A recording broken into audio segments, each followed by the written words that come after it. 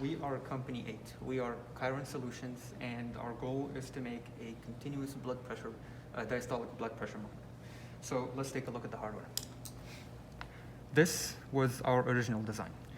A analog ECG sensor, a digital accelerometer sensor, and a digital photodetector for the PPG. So after having issues synchronizing all three data, because this is analog, and having issues with noisy accelerometer data, and considering the fact that the accelerometer is only needed for calculating the systolic blood pressure, which was a stretch goal that we wanted to reach, we decided to just revert back to our original design and only calculate the diastolic blood pressure. So we would only need the PPG and the ECG. So let's just move on to our current design. So our current design uses an integrated PPG and ECG sensor. For the ECG, it's a 3-lead sensor. I'm already wearing them right now for testing. So the extra work that we had to do was to make sure that these two sensors supply data synchronously and are sampled at the exact same sampling rate, because timing is crucial for our application. So as for our reference in terms of testing, we're using this cuff-based blood pressure monitor to make sure that our readings from the algorithm match the readings from this device.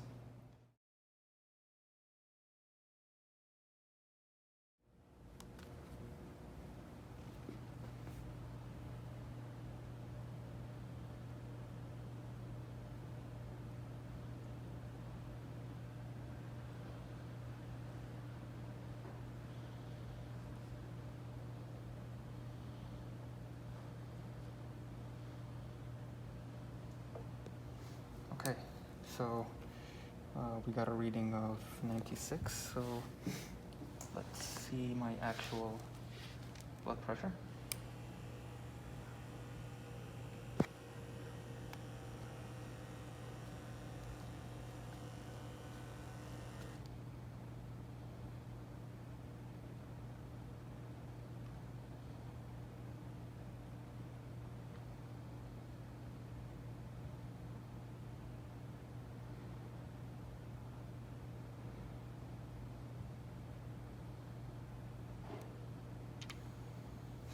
So as you can see, 81, so there is a difference of about 15 millimeter mercury, but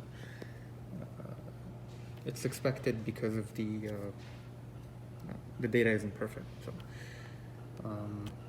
So we can just go through the figures one by one and explain what's happening.